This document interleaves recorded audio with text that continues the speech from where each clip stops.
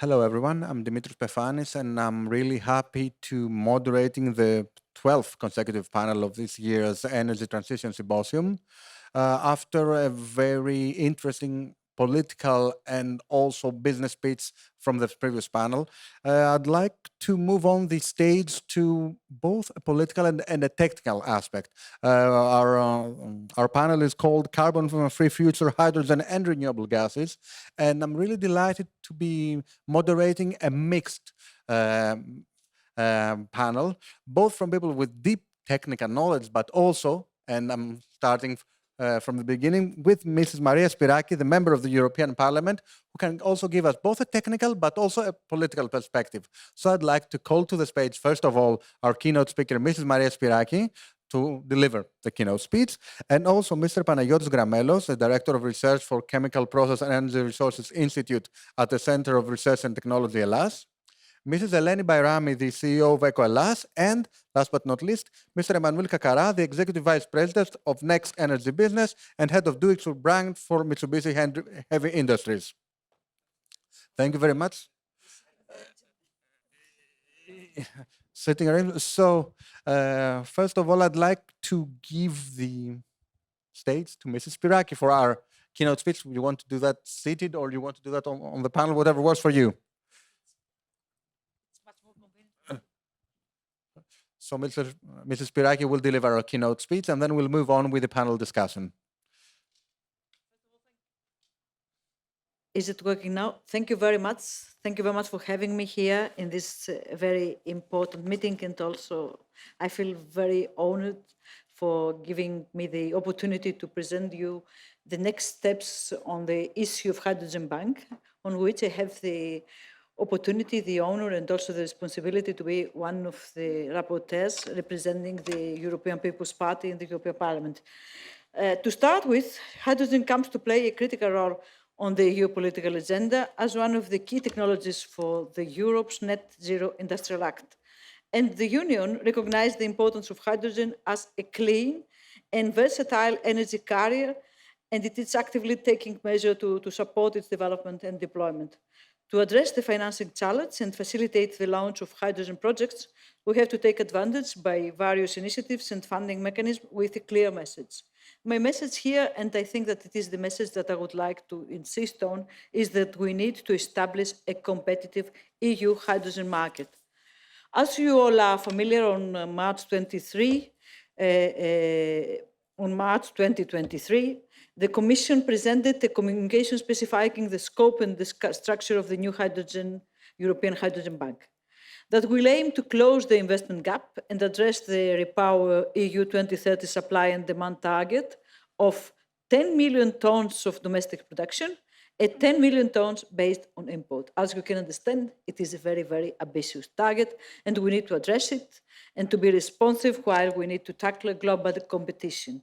The European Hydrogen Bank will act as an instrument implemented by the European Commission based on 4 pillars.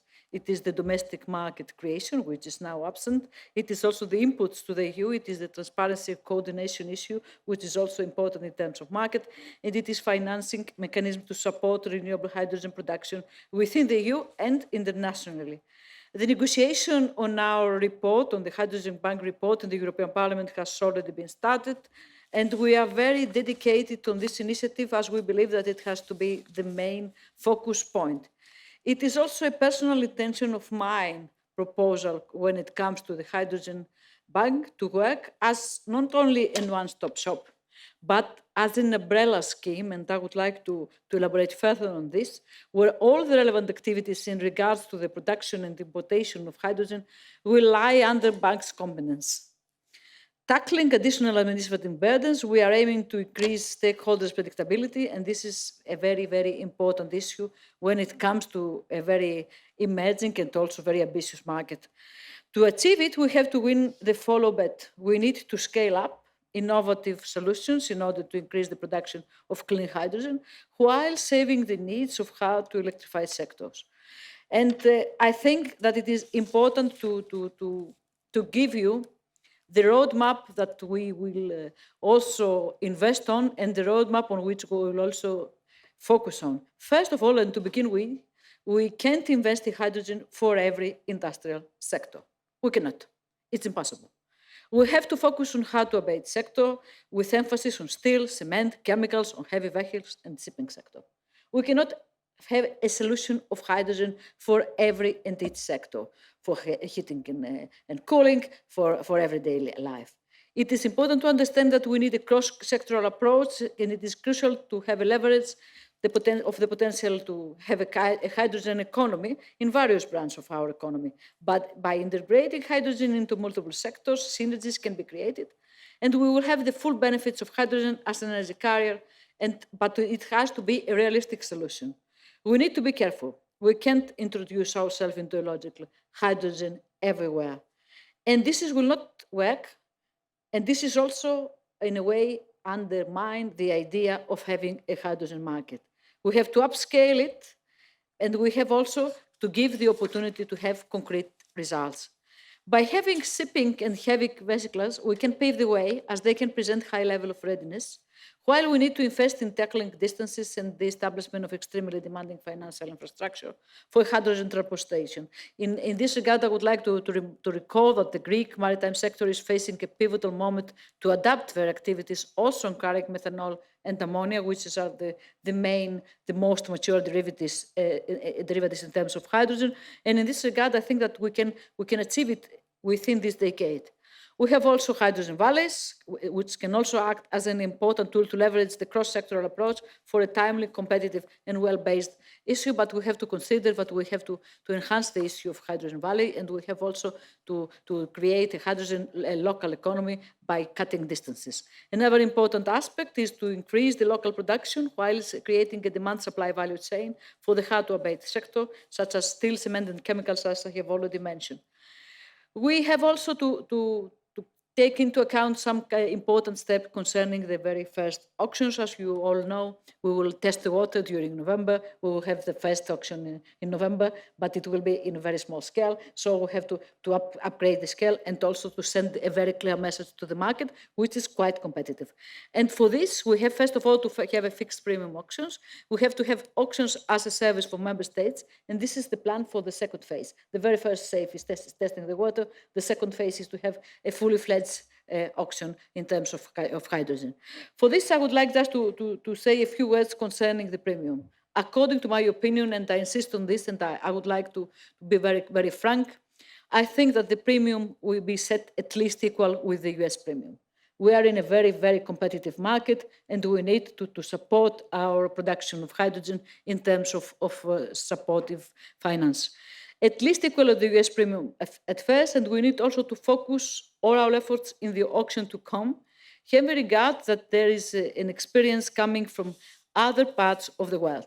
And other parts of the world are moving faster, very, very fast. Fast in India, fast in Japan, very fast in China as well. What else? We need to focus. We need also to focus on the production of electrolyzers as part of the Net Zero Industrial Act, and also on CCS and CCU, which is also very, very important in order to have a complementary production in terms of hydrogen. It is not only the green hydrogen that it is coming from, as you all know, renewable electricity, but it is also the other types of hydrogen which we have to decarbonize. So CCS and CCU infrastructure and installations are very important. Also, the water balance effect is also important, and the quick scale up of the mature technological project with the support of the joint hydrogen undertaking. We have not very, very important result, allow me to say very, very kind on the issue of it, but it is one of the key issues that we have to accelerate and to commercialize innovative solutions in order to have a hydrogen economy within the EU. It is the shipping sector I have already mentioned. It is also the project for local production and consumption of hydrogen in the valleys, and the cross-border projects for storage, which is also important, tackling in terms of legal framework by RED 3, RED 4, and RED 5, which is the new updated legal framework in terms of renewable, and it is also includes a delegated act coming from the Commission on the definition concerning green hydrogen. I would like to conclude by saying that we also need investment and funding. It is so important to to give predictability to the hydrogen market in order to increase the level of leverage of money coming from the public and private sector. It is also important to have a coherent regulatory framework, and that's why I have already mentioned RED 3, RED 4, and RED 5. It is also, for my opinion, important to have an infrastructure development when it comes to hydrogen, and in this regard, such a condition can take place by taking advantage not only of the existing infrastructure by repurposing, but also of the adoption of new plans and projects that are currently under construction into the new reality. For instance, FSRU and FSU that we are now building should be hydrogen ready. To conclude, it's now time to speed up. It's now time to speed up. One of the most significant agreements on the sidelight of G20 summit is the India, Middle East, East Europe Economic Corridor, which is seen as a rival to China's Belt and Road Initiative, and it is expected to provide an alternative route for shipments to Europe. But it's time to wrap up, also to the production and also to the infrastructure. Thank you very much once again for giving me this opportunity. Thank you very much, Ms. Spyraki. You did raise a number of very interesting topics, and although you'll be doing this job better than me, let me try to summarize a few things that you said. Speed up, speed up, speed up. I understand that there is a need for accelerating things. And another two issues that I understood are pivotal, and I think they will be an underlying factor in our discussion as well, is the need for reforms, for changes, for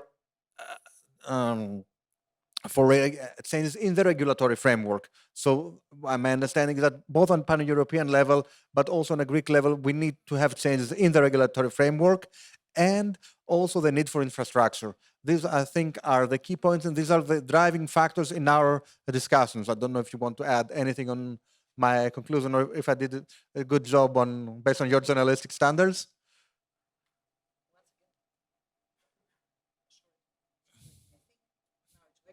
Thank you very much. I don't want to monopolize the discussion, but I would like just to say that it is important, first of all, to focus on specific sectors. It is very, very important to have in mind that it is not a solution which fits for all, first. Second, it is also important to understand that it is time now to start producing and having long-term contracts in terms of predictability of the market. And third, it is time to have a very big success by testing the water during November. If we fail during November, if we cannot send a clear message to the market, then we will lose the momentum. Okay, so I guess we'll be able to have this discussion once again in November after the auction. So thank you very much for giving us this global/European perspective, and I'd like to move on with the panel discussion and try to focus a tad more on what's happening in our country. So starting with Mr. Grammelis, Mrs. Spyraki underlined the need for changes in the regulatory framework. So what I'd like to ask you is that the shift towards hydrogen and renewable gases is definitely dependent on a number of changes in the regulatory framework, as well as the mindset of the participating parties, and I'm talking about the whole ecosystem here. So how close are we towards this paradigm shift that will allow us to move to the next step? Okay, thank you very much for the invitation, first of all, and it's very difficult to talk after Ms. Spyraki because you covered all, Maria. So I think also attending today's day in this conference, I have in mind some keywords which I heard, for example, what is smart? We need smart solutions, we need wise solutions, we need cost-effective solutions, but what you mentioned, we need storage. Especially our country outperforms for renewables integration in the system, and if I am not wrong, it's 11 gigawatt, the installed capacity, and this will be multiplied in order to cover 80% of the needs until 2030. This is a huge amount of power, which needs storage options. And apart from the batteries and electricity, hydrogen is a solution as an energy carrier.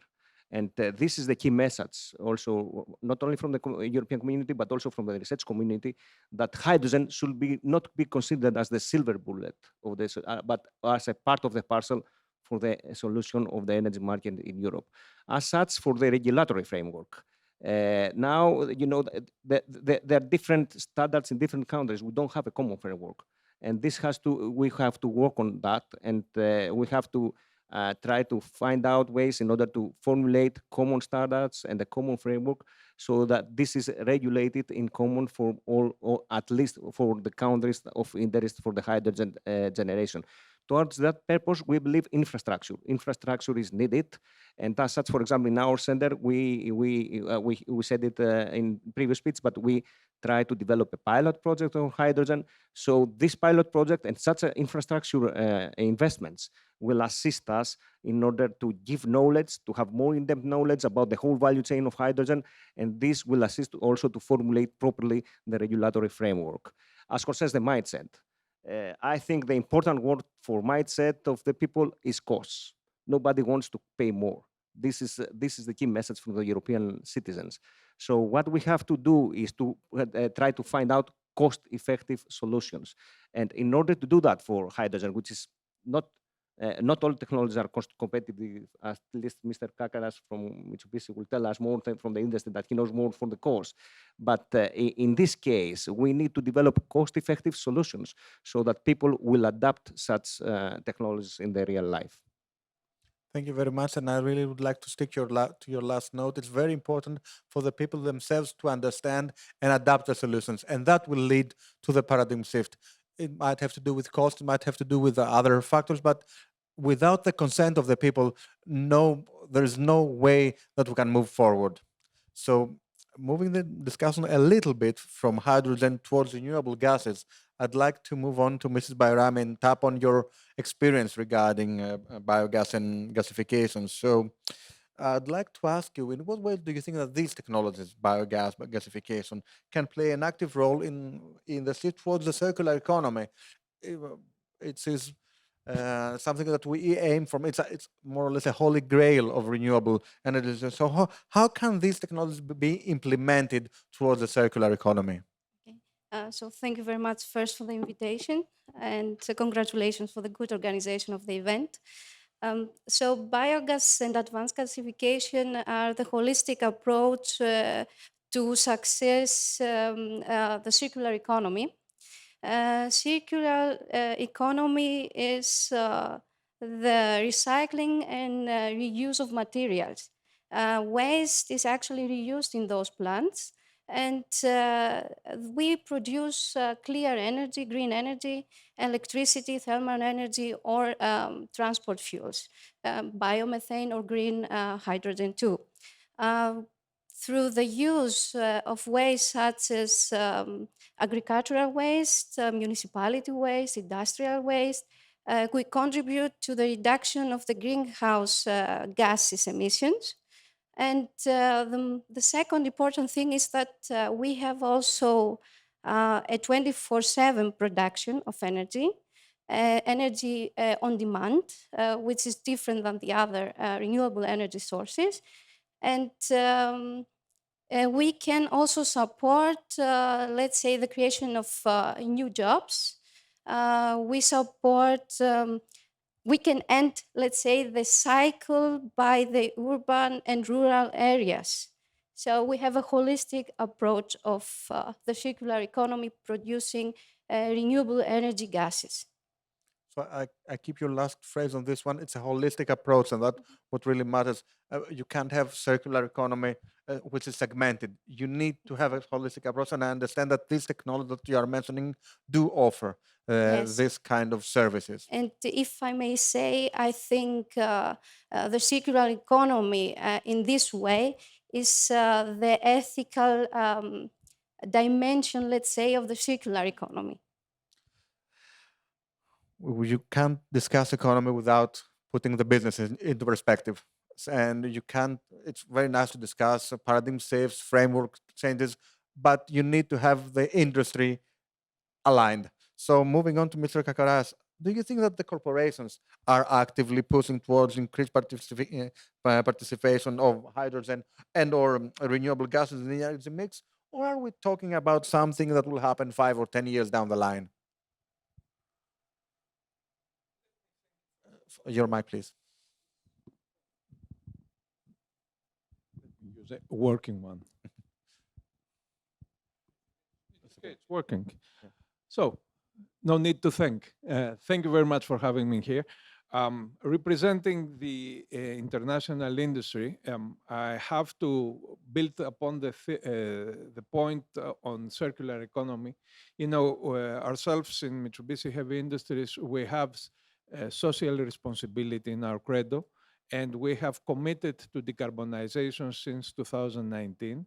We have announced and we are implementing a program that will bring both Scope 1 and Scope 2 emissions, as well as Scope 3 to a zero at 2040. And we are doing that because we are going to deliver the technologies for our partners and customers to achieve decarbonization until 2050. So social responsibility comes at first, and that is in the energy business translated into decarbonization. Now, decarbonization for us has three pillars. One is the decarbonization of existing infrastructure, and I think yesterday and today we have heard a lot. The biogas and zero-emission gases is a contribution how you can decarbonize the existing infrastructure. The second pillar is CCUS. Mrs. Spyraki was kind enough to expand a little bit the view of the prevailing position of the European Union in favor of green to introduce a couple of other colors, namely blue or turquoise, that are having an equally low carbon footprint. And the third pillar is hydrogen. Now, industry, and not only Mitsubishi Heavy, but other industries, they have done their shares. So we have scale up, for instance, the manufacturing capabilities on electrolyzers. Back in 2018, the world's capacity on manufacturing electrolyzers was 1 gigawatt. Nowadays, it is 130 gigawatt, already announced and committed, and it will roll up to 200, this is what IEA says, until 2035. So industry is investing. However, the implementation, the FIDs are not on the same pace and are not in all the regions of the world. And Ms. Spyraki was right. It's not only the sectors that will not attract the same priority, but it will be the regions as well. We have regions which are rich in renewable potential, and this will drive the implementation of hydrogen technologies. I think that you are all familiar with the NEOM project in Saudi Arabia. This is the biggest project that has an FID, because we have tenths of projects that are on the paper, on PowerPoint, but they are far from FID. NEOM is one project, and the second largest project in the world, which is under construction, is what we are delivering in Utah, in ACES, where we have the first power to gas to power project in full scale, 800 megawatts, 240 megawatt electrolyzers, underground hydrogen storage, and that in the States. Why in the States? Maria mentioned that already, because in the States we had IRA. IRA was a facilitator for two reasons. First, a clear regulatory framework, and that's what is needed from the regulatory point of view. Clear regulatory framework, level playing field, easy to adapt rules, and a subsidy that is not subject to 100 conditions. I was very delighted to hear that you support the premium. I'm wondering who else in the European Commission is supporting that. And the second issue on the IRA is the added value on the economy. So there are the tax incentives that facilitate to collect all the investments over there, and this is the rivalry we have nowadays. So if we want to make hydrogen a reality also in the European Union, we have to face a couple of facts. One, the European Union has to move to a low cost energy era. You cannot have hydrogen if you have renewable electricity prices at 60, 70, 80, or 150 euros per megawatt hour. This is not the case. It will never work. It will be 10, 12, 14 euros per kilogram. No premium in the world will make it that. First of all, lower energy prices. That means a massive rollout of renewable projects. Second, Maria mentioned that, target the sectors. just came out from a donors conference on Ukraine. The steel sector is the best candidate for decarbonization. Using DRI for hydrogen will create the demand for using hydrogen in DRI to produce carbon-free billets, carbon-free HBI. It will create the demand for hydrogen. And you have to have demand on hydrogen to justify the infrastructure, which is the third pillar that is needed. Nobody will invest on infrastructure. No politician will sign any infrastructure project if there is no demand on hydrogen. And if we only look into these three conditions in the European market, and also Greece, because Greece is reflects the European market, only under these conditions we will have a hydrogen economy. Thank you very much. I see you taking note, Mrs. Spyraki, and I think you want to add something to our discussion. It is very, very interesting discussion. I would like just to add some points which I think that they are useful to have the whole picture. First of all, it is important to wrap up in terms of deploying and producing renewable electricity. And in this regard, the new legislative framework, which must be adopted by the member states by the end of 2025, at last, will be very important.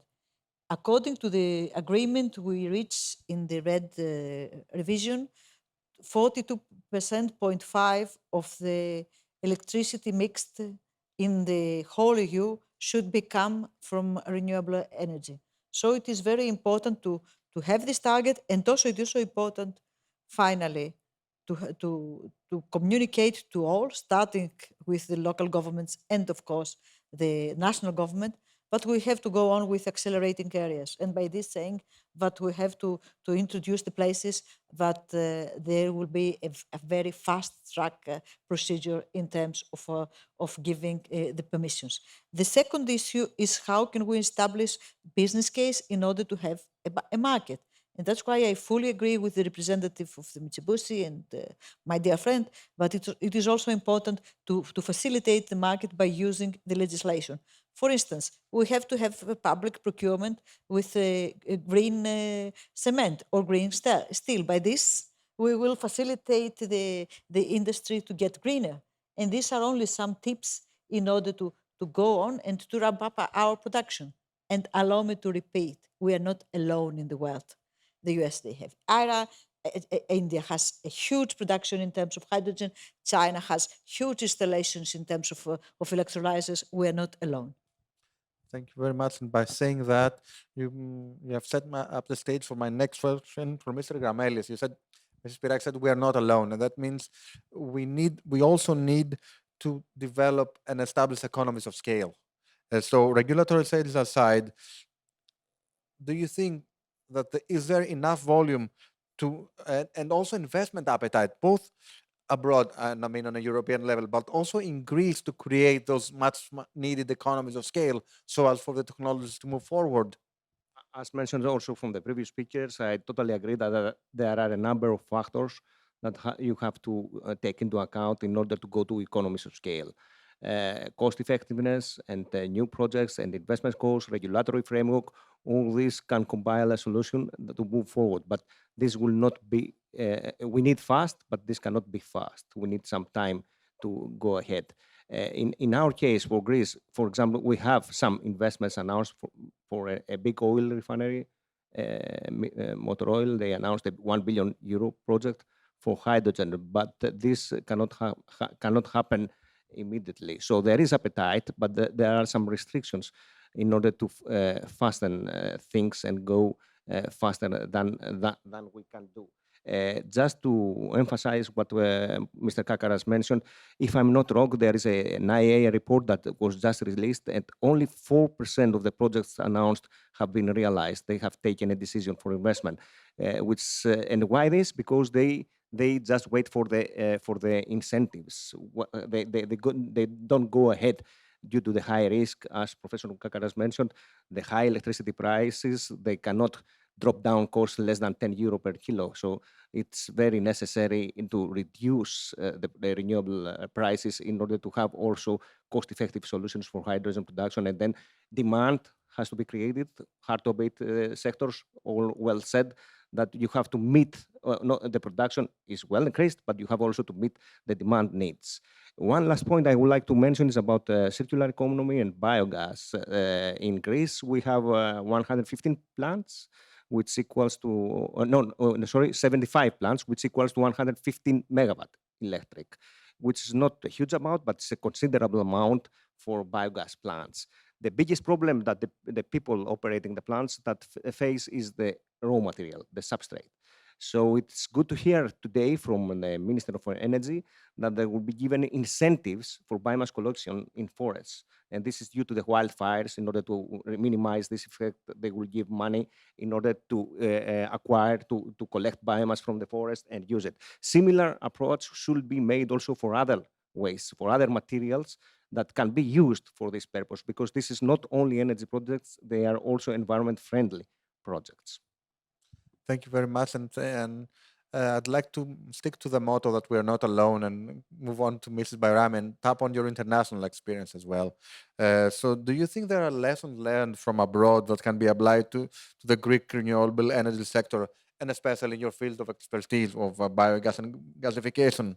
So in other words, following with what Mr. Grammelis said, how can Greece cover the gap with more advanced European countries? And what are the specific challenges our country is facing in order, to step up in these technologies? Okay. So for sure, Europe is the most advanced market in this sector. We have 20,000 approximately biogas and biomethane plants. 10,000 are in Germany. So Germany, for example, is actually a very good example for us. The Renewable Energy Law Act that came, I think, 2012, it was actually the key for Germany to manage the renewable energy transition. We have also examples, if we stay in Germany at the moment, we have 800 CNG stations, and 80% of that is working biomethane, let's say. So biogas upgraded to biomethane. If we go to France, at the moment, France is a very power market. We have the development of gasification plants using RDF. Also, if you know the energy company Engie, yes, so they have targeted to have to change the gas units, let's say, to 100% biomethane. So there are very ambitious goals there in Europe. And if we stay also in Sweden, maybe we all know that Sweden tries to have a non-fossil, let's say, fleet. So this is also a very ambitious plan. So there are a lot of lessons to learn from our neighbors. So we must import this knowledge, and we must implement it here. And to do that, we must raise public awareness, and we must change the consumer behavior. Starting with the separation of waste. Because since we discuss about these very innovative projects, it's in terms of Greece innovative project, but it is something that it is common in the other member states. So the very first level, in order to have a business case for producing biomethane, is to have the separation of organics in terms of waste. And this is very, very important to do. And this is very, very easy to do. And sorry for saying the reality, but it is something that we are not doing here in Athens and in my home city, Thessaloniki, the biggest cities we have in Greece. So to start with something is to collect separately the waste. And then we can also have this project, because it's very important to say, but even in Dubai, in COP 2028, we will organize a side event as the European Parliament. I am a member of the representation. We will organize a discussion concerning methane, and one of the most important emitters when it comes to methane, which is one of the most powerful greenhouse gas, is waste. So it is very important to start with small but important steps.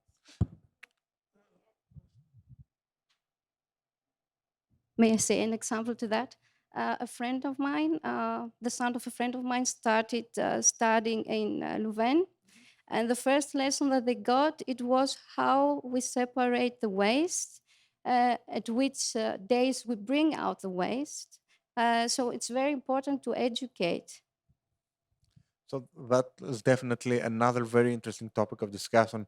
You have the framework, you have the investments, but unless you raise public awareness and unless you educate people that it's something that is vital for them and through them, you cannot go any further. So that could be the topic for next year's conference as well. But I have to move back to the corporate world and move on to Mr. Kakaras and ask him, given what we discussed and given the environment we live in, from a corporate point of view, what are the regulatory but also fiscal prerequisites that will enable and accelerate the shift to a carbon-free future? You did mention a few things in your previous statement, but can we outline them? Let me. It's always difficult in the industry to propose policy measures. We are not good on that. We are good to implement and execute. But I think there are a couple of things, especially on hydrogen. First of all, we have to understand that carbon neutrality cannot happen without hydrogen. So let's agree into that. Then hydrogen will come at different velocities in different regions. And one important factor will be also energy imports based on hydrogen. Maria mentioned ammonia, which is the prevailing carrier technology, which will help decarbonize marine business. One good example on the recent IMO decisions is the implementation of emission performance standards in other sectors that will allow decarbonization, thus speeding up hydrogen. However, I want to come back once again into the need of targeted premiums for the hydrogen business. We should not invent another generation of feed-in tariffs with hydrogen. We have to subsidize end products, premium in green steel, premium in green cement, that would create the demand. And with a combination of these green premiums and the CBAM, which is a very bold, the carbon border adjustment mechanism, which is a bold step of the European Commission, we will create the demand for hydrogen. And then after that, we will not need so much money to bridge the funding gap. Maybe we will need less than $3 per kilogram as a premium from hydrogen. But what Europe needs to do is invest into infrastructure. Germany announced 1,800 kilometers of dedicated hydrogen pipeline. We have to, in the UK, for example, there is a discussion now of a pipeline to export hydrogen to continental Europe. The same is happening now from Norway. So this infrastructure, this is the big chunk of public investment that needs to be implemented, and it will be implemented, obviously, in the next decade to facilitate the moving towards the hydrogen economy. So premiums, selective end-use cases, and selective production locations, and infrastructure creation. These are the three prerequisites to have our hydrogen economy at the end of the day. Once again, I see Mrs. Spyraki looking at me and ready to comment. Yes, first of all, on the premium issue, I think that, and I insist on this, I think that at the very first level, we have to send a very clear message to the markets when it comes to the testing waters during November. So we have to give the premium, which is at least equal with the US premium, in order to have a real success. Secondly, of course, I fully agree with you. Since we have a real and competitive markets in terms of hydrogen, then maybe the premiums could be less and less until the market finally works. The issue of the sectorial approach is also my case, and I fully agree with you. I would like to take a distance when it comes to the very dedicated infrastructure of hydrogen before the market works. Because I think that the very first level, we have to repurpose the existing infrastructure. We have to make all of them hydrogen ready, including the parts of the infrastructure that they are now under construction. and then we can go on with dedicated infrastructure. And of course, I think that the preferable way, but it's not my case to do it, it is the scientific case and the industry case, is to prefer maybe the electricity grids, which is much more affordable, and in case of using, it is also a way that we can manage it. But it remains to be seen, according to the Hydrogen Europe, we need at least 16 billions in order to have the hydrogen backbone. And at first, it will come from public money. So it is a big bet, and we have to make this issue step by step by considering every time how much money we need. So before opening the floor for maybe one or two questions, just a very, very short question from me. On a scale of 1 to 10, and I'm looking for a one-word answer, how optimistic are you on our course towards a carbon-free future? Starting with 11. 11. It will not happen otherwise. It will not happen. The commitment of the society is immense. Once again, coming from a big corporation, social responsibility means listening to what the society needs. And the society has made the choice. And we have to deliver according to the choices of the society. I don't think that there is a way back from decarbonization.